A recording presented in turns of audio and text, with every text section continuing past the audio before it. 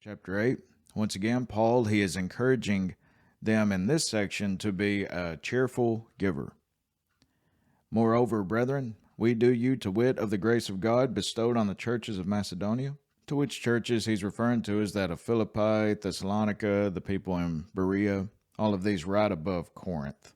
And just to bring to mind to you all once again, a collection from Gentile churches, Alexander McLaren, a collection from Gentile churches for their poor brethren in Jerusalem occupied much of Paul's time and efforts before his last visit to that city. And it's really quite the overlooked portion of Paul's ministry about how greatly that they suffered in Jerusalem and how many of them, even the saints in Jerusalem, they were criticizing Paul about his doctrine. Oh, he's trying to do away totally with the law of Moses and all of this. And they were trying to still kind of cling to the law.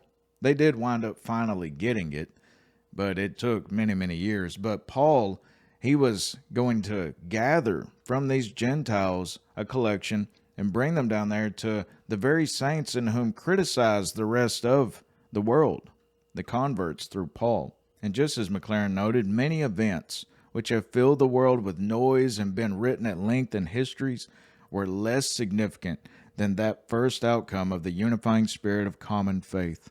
It was a making visible of the grand thought, ye are all one in Christ Jesus, both Gentiles and Jews. And this would have caused them to really view the Gentiles in a completely different manner, because they thought of them as just dogs and idolaters, and now Paul, he's not, putting any of the law upon them, so they're completely different from all of us, and we're trying to still stay away from them, and here all of this love is coming right to them from Paul. Very, very crucial. Verse 2. How then in a great trial of affliction, the abundance of their joy and their deep poverty, speaking of the churches in Macedonia, abounded unto the riches of their liberality. Meaning that though they're not that wealthy, they still liberally give. For to their power I bear record, yea, and beyond their power they were willing of themselves, even beyond the means in which they had, they still gave, praying us with much entreaty that we would receive the gift and take upon us the fellowship of the ministering of the saints. And this they did, not as we hoped, but first gave their own selves to the Lord, and unto us by the will of God, insomuch that we desired Titus, that as he had begun, so he would also finish in you the same grace also. Therefore, as ye abound in everything, in faith, and utterance, and knowledge, and in diligence, and in your love to us, see that ye abound in this grace also. And one can really tell the keen sense and the reasoning power within Paul right here. Albert Barnes noted the sense is their liberality, the churches of Macedonia, was much greater than could be expected from persons so poor. And the object of the apostle is to excite the Corinthians to give liberally by the Macedonian examples. Verse 8, I speak not by commandment, but by occasion of the forwardness of others, and to prove the sincerity of your love. For ye know the grace of the Lord Jesus Christ, that, though he was rich, yet for your sakes he became poor, that ye through his poverty might be rich. And herein I give my advice. This is just his advice. He's saying, I'm not commanding any of you to do any of this. For this is expedient for you, who have begun before, not only to do, but also to be forward a year ago. He says, you all were ready to do this whenever I last wrote to you. Now therefore perform the doing of it, that as there was a readiness to will, so there may be a performance also out of that which ye have. You all say that you want to give. Here's the opportunity to give.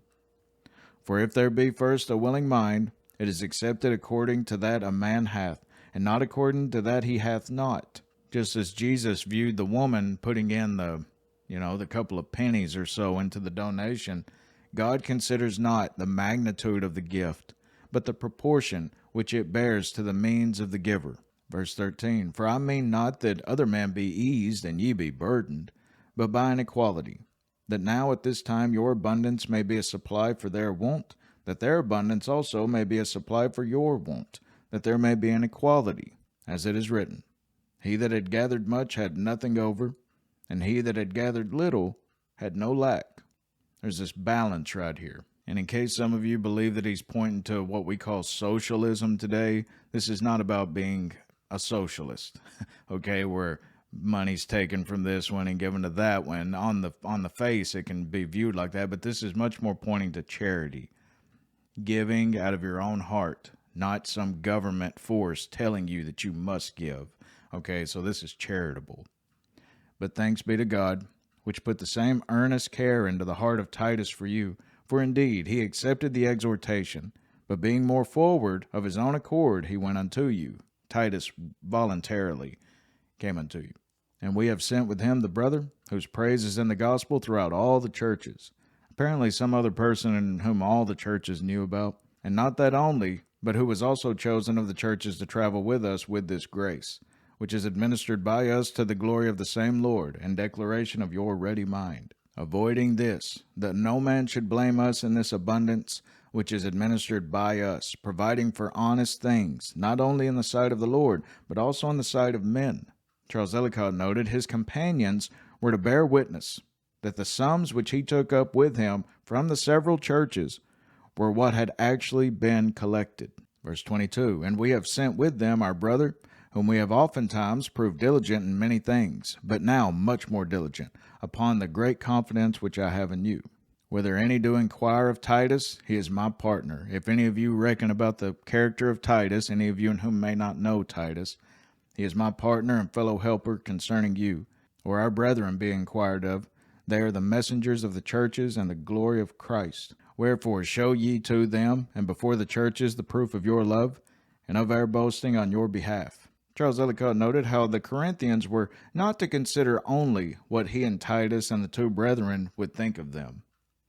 The eyes of the churches were upon them, probably Philippi, Thessalonica, and Berea. Chapter 9. For as touching the ministering to the saints, it is superfluous or unnecessary for me to write to you. For I know the forwardness of your mind, for which I boast of you to them of Macedonia, that Achaia was ready a year ago, and your zeal hath provoked very many. Paul was aware a year ago, whenever he wrote 1 Corinthians unto them, he says, I know that you all were well ready to give. And as we have already went over, Achaia, right down here, Corinth, Cenchrea, and such. Achaia, the capital of which was Corinth, but he's mentioning Achaia right here as a whole. The apostle means not only Corinth, but other churches in different parts about Corinth. We know there was a church at Cenchrea, one of the ports of the Corinthian isthmus. Verse 3, Yet have I sent the brethren, lest our boasting of you should be in vain in this behalf, that, as I said, ye may be ready. Lest haply, if they of Macedonia come with me, and find you unprepared, we, that we say not ye, should be ashamed in this same confident boasting. Meaning that if we find you unprepared to give, and if you haven't for 1 year been saving up this and this and that, he says then we would be ashamed. Not so much you all, but we would, because we boasted so much about your giving. Therefore I thought it necessary to exhort the brethren, that they would go before unto you, and make up beforehand your bounty, whereof ye had notice before, that the same might be ready, as a matter of bounty, and not as of covetousness, not as one out of obligation, but from the heart. Paul says, I'm not commanding you all to give a single penny. Better is $1 from the heart between friends than 100 from an evil man, in whom would have you indebted. Verse 6, But this I say, he which soweth sparingly shall reap also sparingly, and he which soweth bountifully shall reap also bountifully.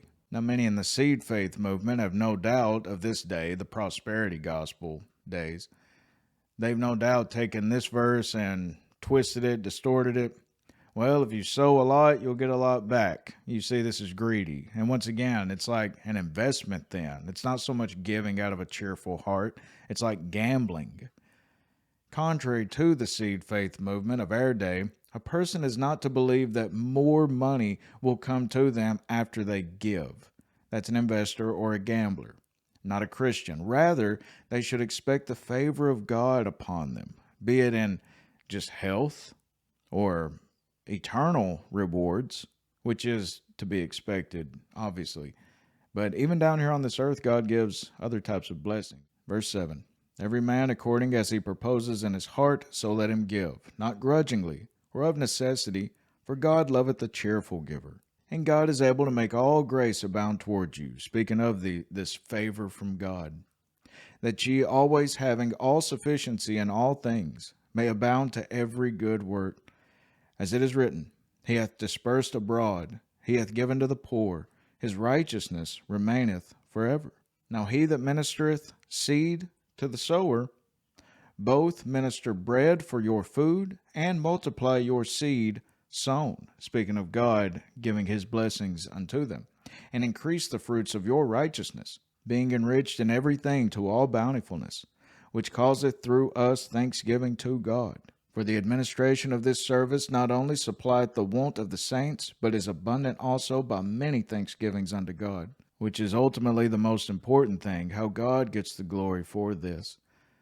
Whiles by the experiment of this ministration they glorify God for your professed subjection unto the gospel of Christ, and for your liberal distribution unto them and unto all men. This would certainly change the opinion of those Messianic Jews in Jerusalem regarding the Gentiles out there, and by their prayer for you, which long after you for the exceeding grace of God in you.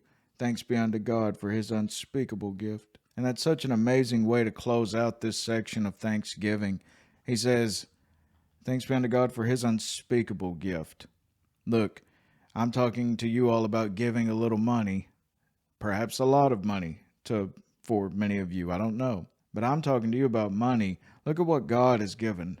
He's given the unspeakable gift of Christ for us to live forever in paradise with him.